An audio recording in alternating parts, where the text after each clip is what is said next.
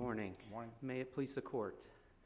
My name is Jules Massey. I'm here on behalf of McCulley Marine Services and Pine Island Towing. I'd like to address some of the questions that have been asked because I think they really go to the heart of all of this. Let's start with the traffic ticket. Yes. Yes. Why hasn't anybody opened the door to this? I mean, this is just like, red light, green light. The plaintiff's lawyer puts on the defendant and says, isn't it true you ran a red light? Well, that doesn't mean you open the door to who got the ticket.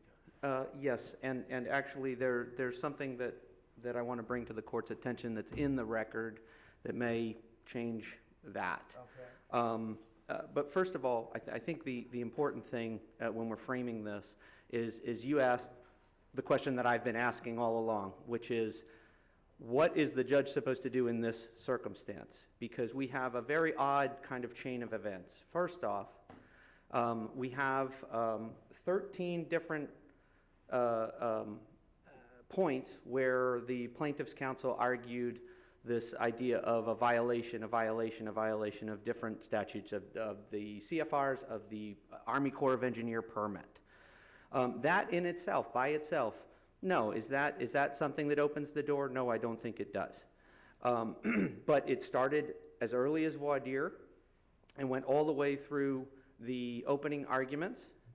And then finally, their first witness was Officer Terry Knoll.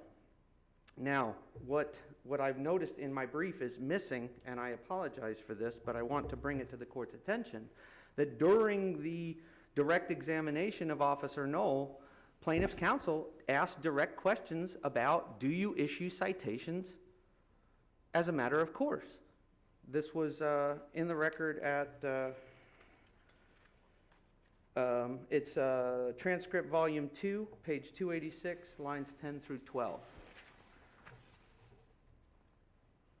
Now we objected because, of course, this was the very subject of the plaintiff's own motion in limine, is to prevent evidence of whether a citation was or was not issued. You objected at that point in time in the record? I'm sorry? At that point in the record, if we look at lines 10 to 12, we objected, yeah. Objected. I think it's immediately after 12. And what was the court's ruling? The court sustained the objection, but the jury heard it. And heard the question or heard an answer? Heard the question and heard the judge sustain the objection. Did you ask for a curative instruction at that point? We did not. We did not. You just decided to open the door to testimony that there's legions of case law that says it doesn't normally come in. Well, I would disagree with that. And I want to talk about the Continental case that they brought up in their reply, because I think that actually supports our position. But here's the significance, I think, of this chain of events. Starting at voir dire, going through opening arguments, going to Terry Knoll, asking about citations, the jury hearing all of this.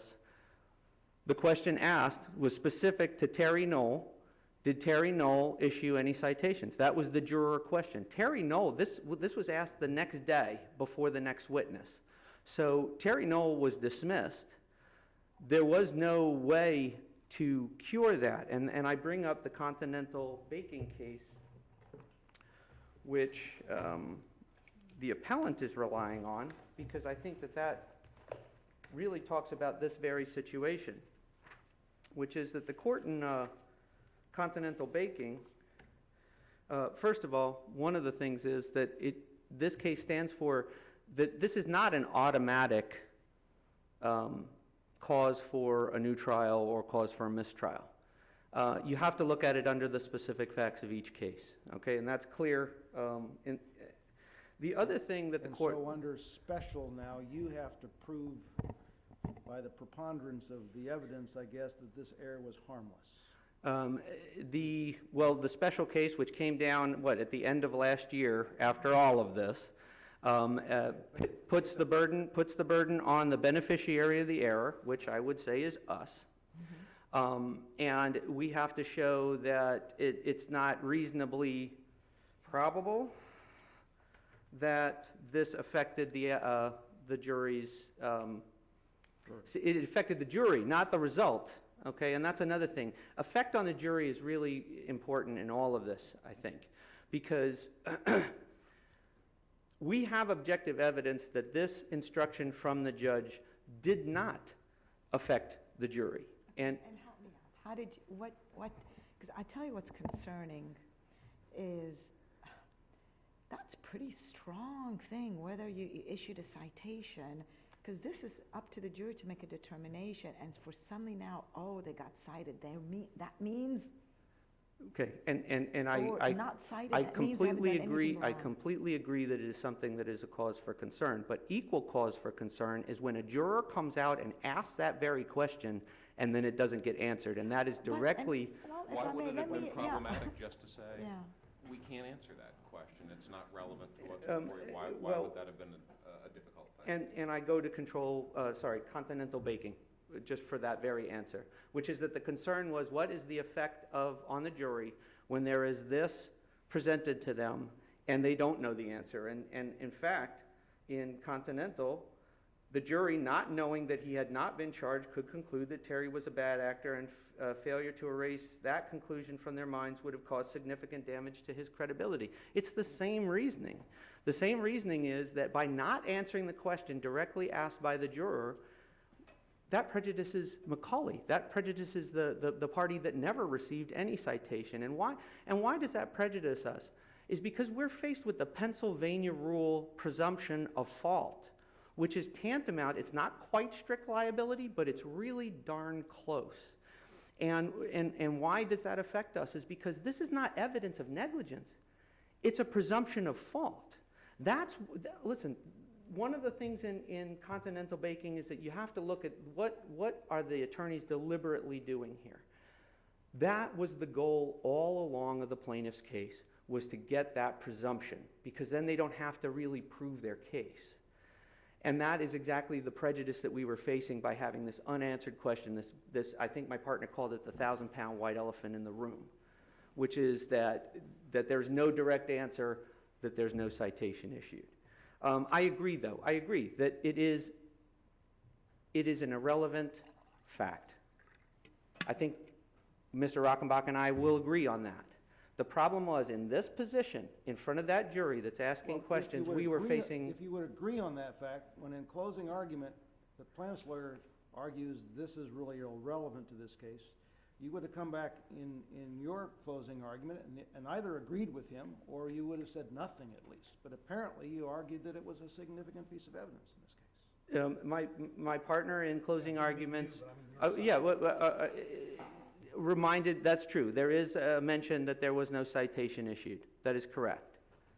Because it seems to me there's lots of ways for a trial court to handle this. You explain, you're long-winded like I am. You explain to this jury that, that even in an automobile accident case where people actually receive tickets, that we don't let them in because whether officers give tickets or not has a lot to do with whether they got a good night's sleep, and a lot of things that are just irrelevant. And in this case, we don't even know for sure whether this is the kind of thing a ticket's given for, and so really you shouldn't consider yourself about this at all. We're going to listen to the evidence and the law at the end of this, and you decide this case. Right. We still take the position that after all of this, and banging away not at the facts of negligence, but just that there was a statutory violation, period, then asking questions of the witness about whether a citation was issued, and then having an immediate jury question come back, I think we were in a very prejudiced position, and that's why I think that was the judge's rationale for quote-unquote leveling the playing field. I guess that's subject to some debate. I will say this, though. Under the new harmless error standard, one of the things that Mr. Rockenbach said was, we lost the case right there. That couldn't be farther from the truth. This case went, I think, a full week of trial. It was a Friday, late Friday, and the jury was given the option that they could go back and deliberate and the court would stay open and wait for them, or they could come back later. The foreman came back and said, we have a lot to digest. We would like to come back with fresh minds in the morning. I'm paraphrasing, and they came back Monday to deliberate. They could have been done with this case.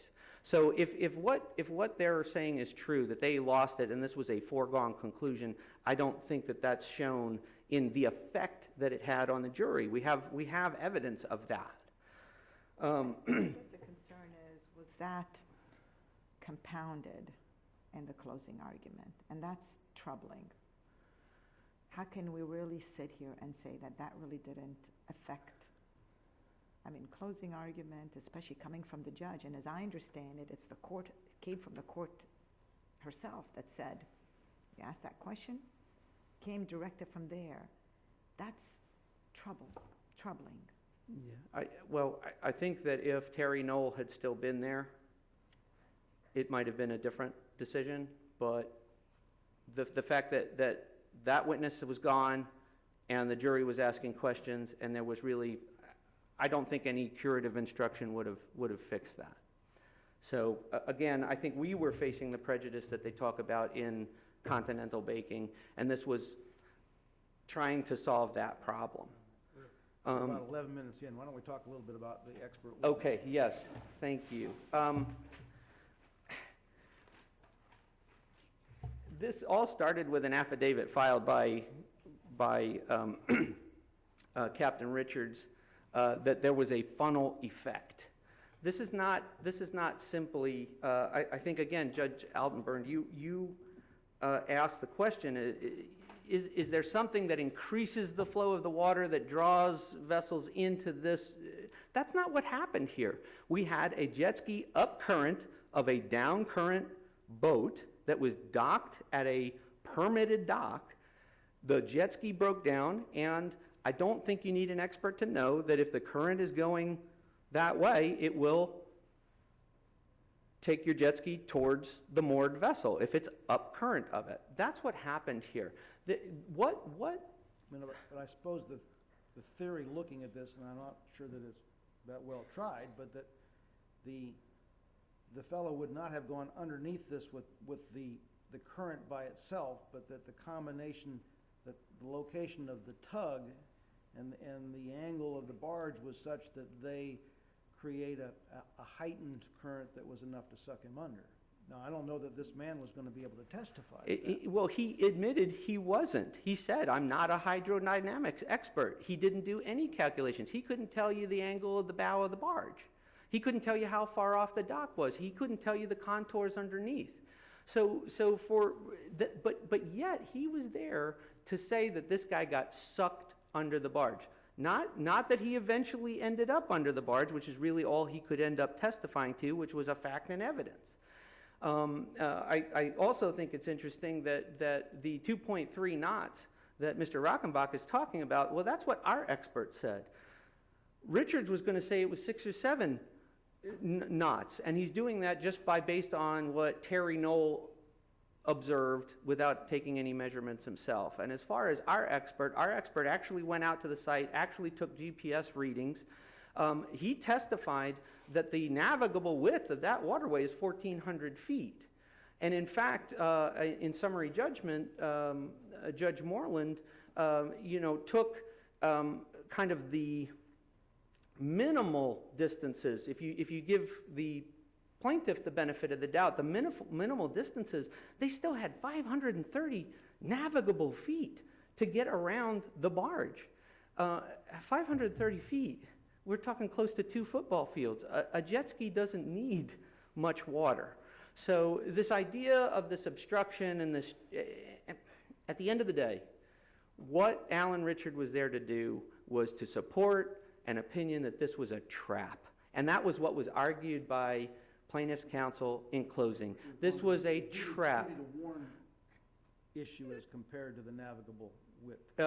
Yeah, well, the navigable width has to do with the way that the CFR is written. There is absolutely no case law interpreting this CFR from Baltimore to Florida. So that was one of the struggles of this case, was trying to see exactly where the law fit in with this. The judge found on summary judgment we were not an obstruction according to the REC Act. And my argument of this entire time about that CFR is that there has to be an implicit exception for vessels that are docked at permitted docks, because otherwise every vessel in the state of Florida is violating the CFR. That can't possibly be what was intended.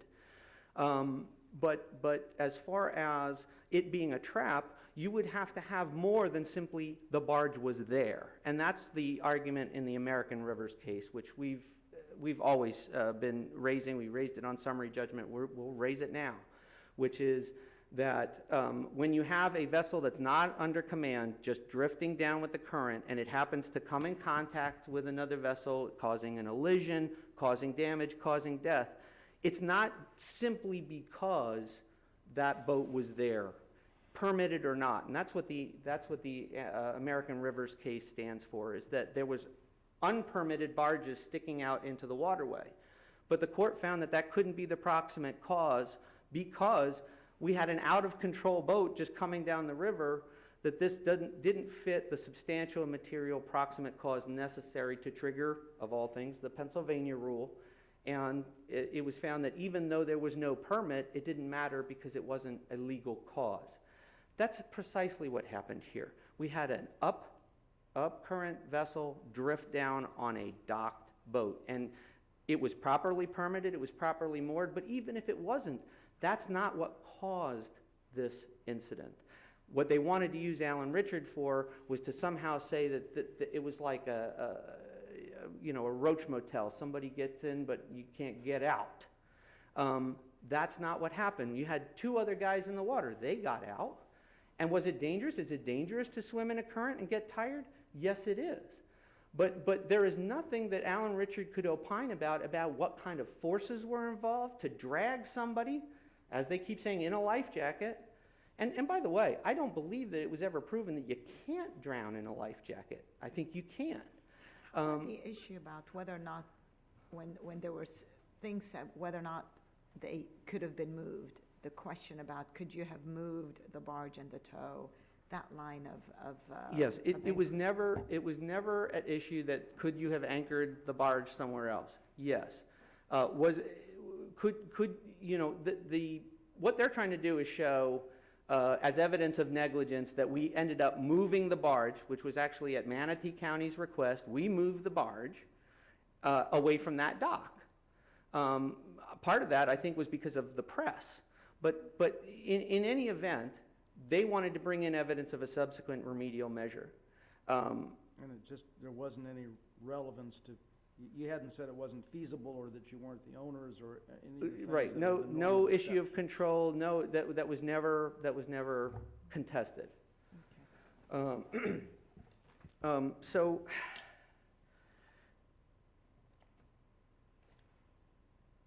Talked about, let's see, if I could just look at my notes real quick.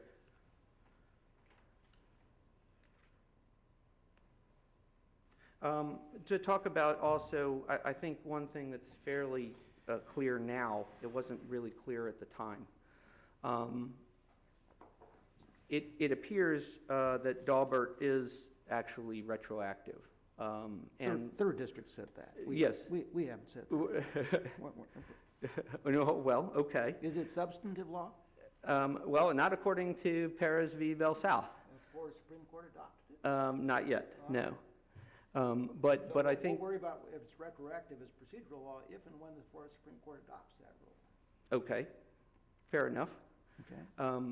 But then our same argument holds true, which is that the judge was right in that she based her exclusion of the expert testimony on 705. It's not 702. It wasn't a Fry determination. It had to do with what is the basis for this person rendering these opinions. And as he admitted, he did no calculations, didn't consult the It's the lack table. of homework that's bothering the trial judge. Correct. And she didn't want him up there talking about the forces involved on the bow of a boat that he never measured.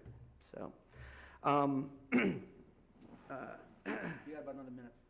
one more minute.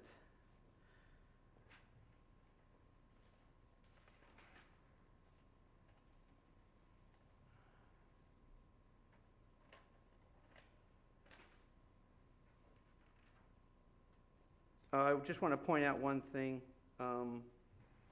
There is one other issue that hasn't been discussed at all here, which is the untimeliness of trying to recuse the judge. In the reply, they cite to a case Durastress, and I would bring to the court's attention that Durastress actually doesn't stand for the principle that they say it does. Durastress, there were 4 cases. 1 got tried, 3 others were in the wings, had not been tried yet. And the court found that when, all with shared defendants, the court found that when the motion to have the judge disqualified was made untimely in the first case, the tried case, that could not be applied to the 3 untried cases. So in other words, the case that was tried, it was considered untimely to, after 10 days of the incident, to try and disqualify the judge. But it would not be for the untried cases that hadn't been tried yet. And that's a distinction that isn't made in the brief. Okay, thank you.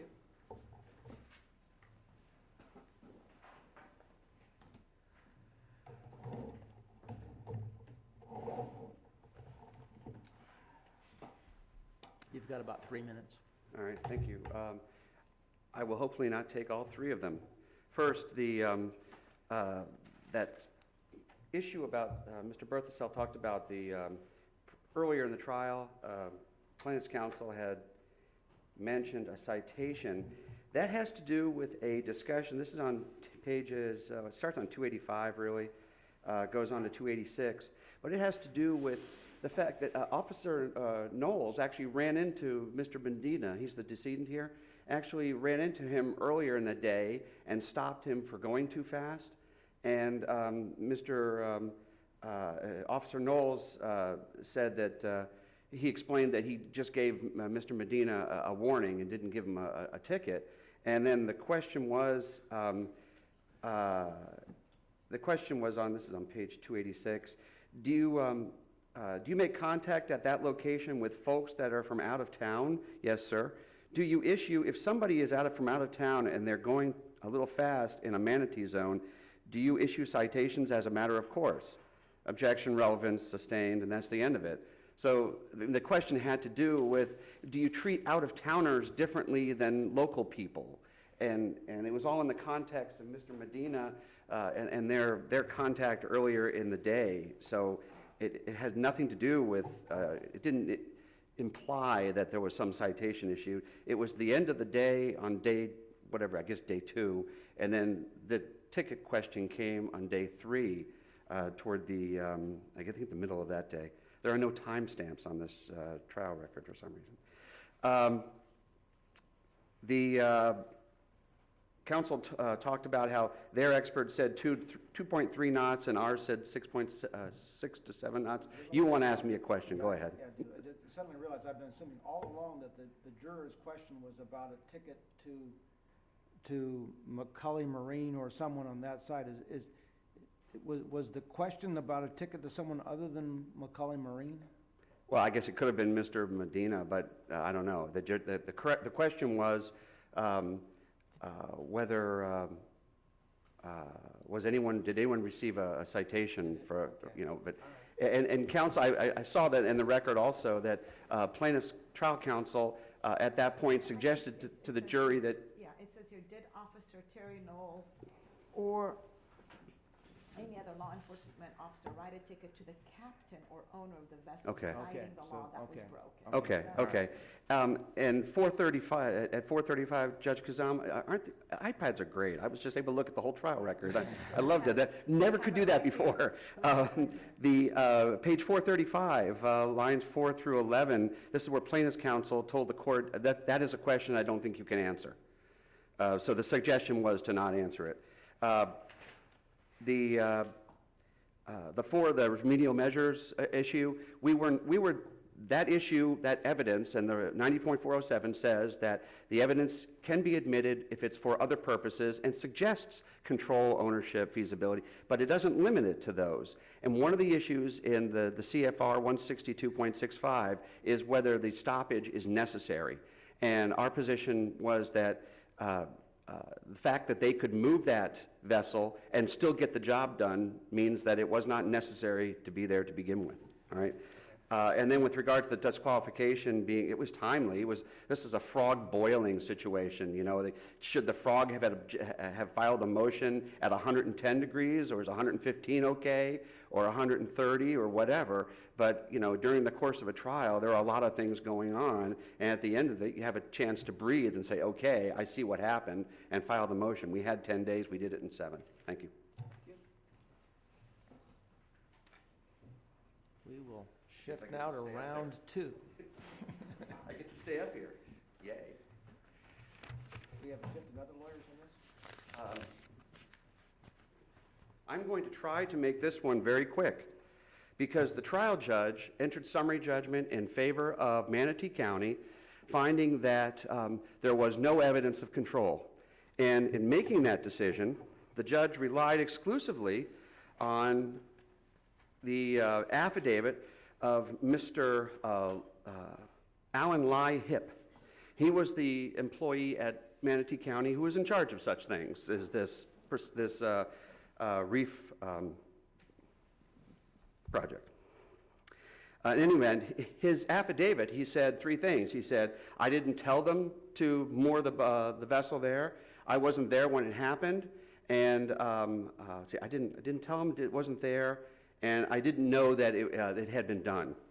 His deposition testimony is directly contrary to that affidavit. The affidavit the judge relied on said, yes, summary judgment.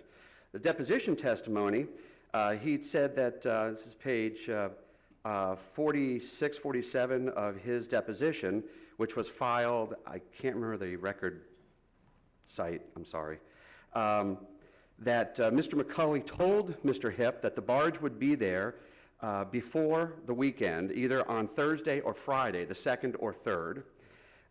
Mr. Hip also testified down on page 61 that the original contract contemplated having the barge stay at the staging area if McCulley chose to. And so obviously, Mr. Hip, the Manatee County representative, his affidavit is wrong, or he lied, or he's just saying what he feels like he needs to say. But why do either of those facts go to establish Manatee County's control over the barge or over the mooring of the barge? Well, not the mooring of the barge, except to the extent that it is there at all. Our case is that the mooring of the barge created a funneling effect, and we've been through that. Manatee County had the ability to say, don't put the barge there, because of, for whatever reason, it creates a problem, or because July 4th weekend is here, and the interlocal agreement says that we won't be doing any of these activities on the weekends. And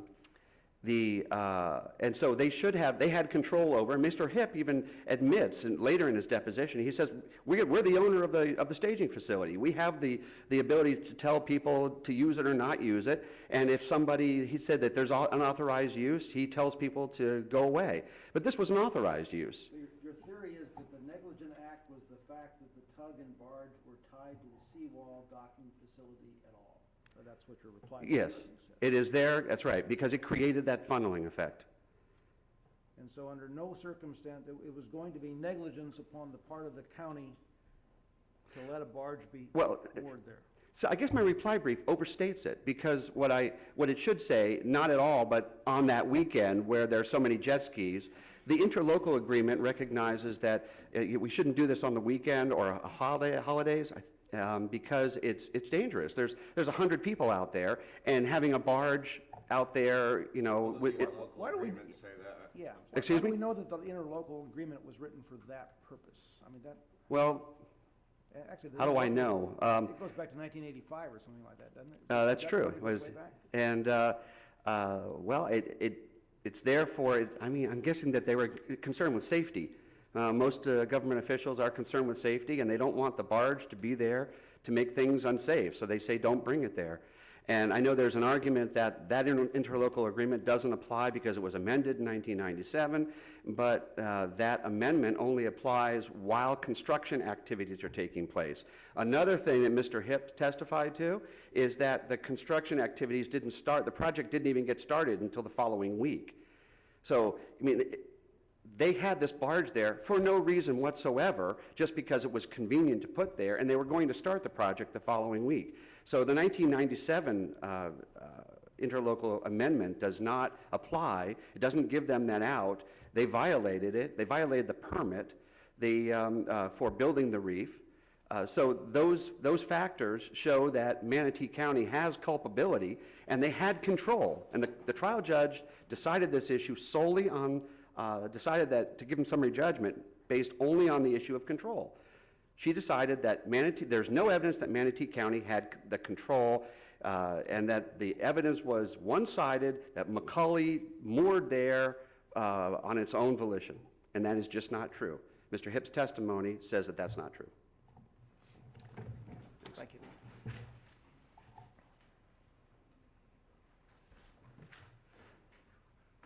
If it pleases the court, Jim Cooney for Manatee County. I apologize for being a little emotional right now. I've got a mother's being evaluated for hospice, and so I'm not in the best of moods right now. Let me comment to you that your sovereign immunity issue, which you've briefed as a cross appeal, I think honestly it's more in the way of what I'll call a sophisticated tipsy coachman kind of approach. So I would only ask that you argue it kind of in the front end of this right now, and I'm probably not going to give you a cross reply on that. Okay. Yeah. The only reason I brought that up was if we should get a reversal on the summary judgment that was granted for Manatee County, and otherwise it is of no consequence. It was only if this whole case were to go back. Right. The summary judgment was proper. The summary judgment relied upon all the evidence that was before the court at that time. There was absolutely no evidence anywhere in the record of anybody having control over the tug and the barge other than McCulley Marine. I cited to the court Florida Statute 310.141, paren 1 paren. All vessels shall have a licensed state pilot or certified duty pilot on board to direct movements of the vessel.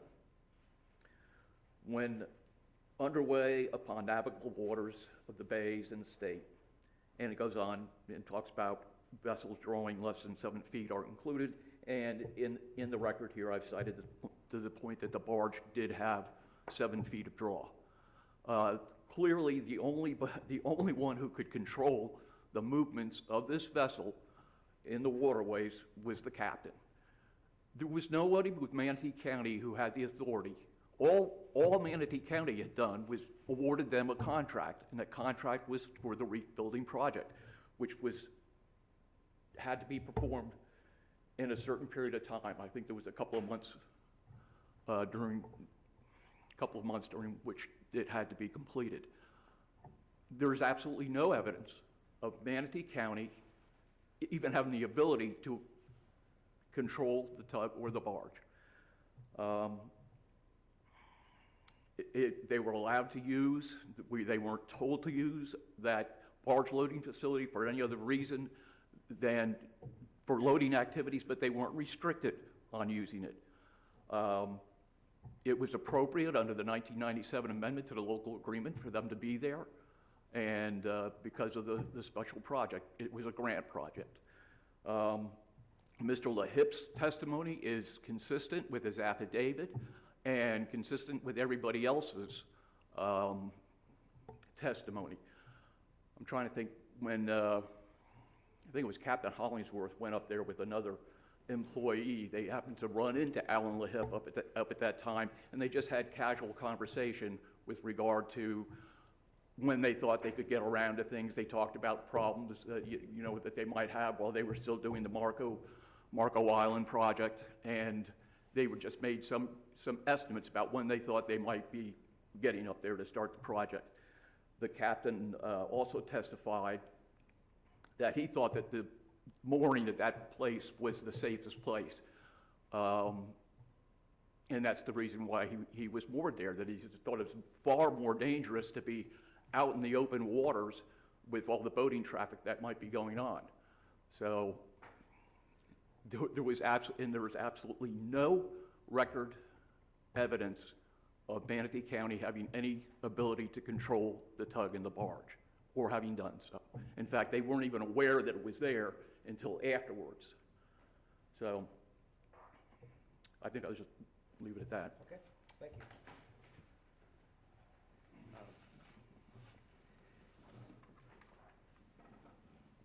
This statement over and over again that they had absolutely no ability to control the tug and barge.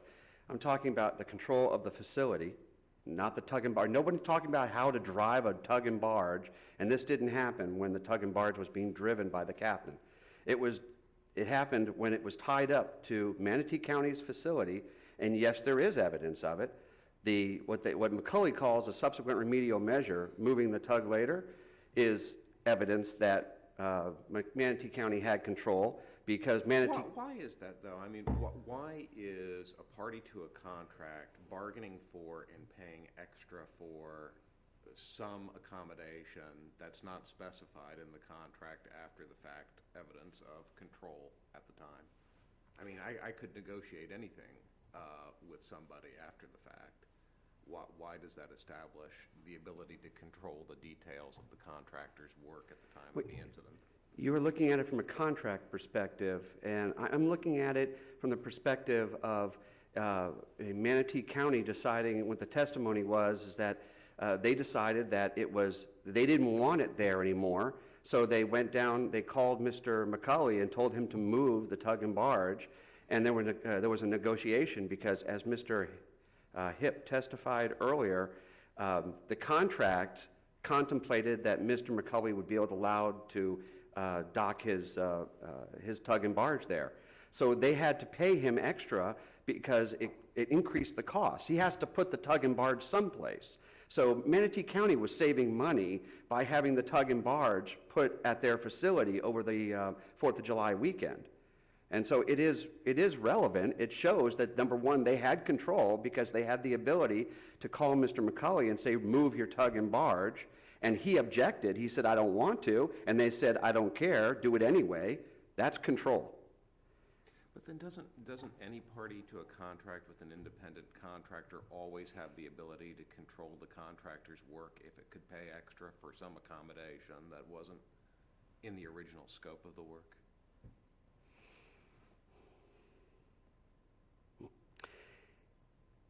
The issue of control is different, though.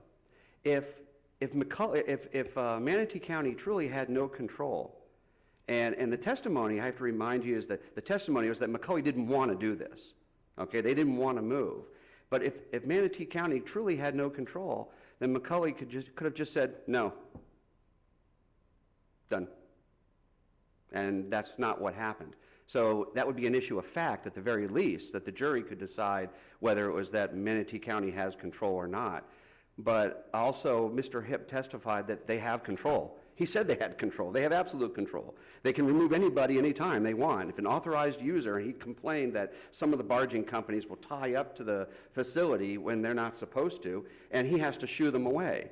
So I don't think the issue of whether they own the facility and have control over how it's used is really there. The question was, they had bargained for a cheaper price by allowing him to tie up over the weekend and over the weekends, however many there were. And now that there had been a death, they realized that was a bad idea, and so they're going to have to pay more because the contract contemplated something different. And I believe that's it. Thank you. Thank you very much. That concludes our docket for the day.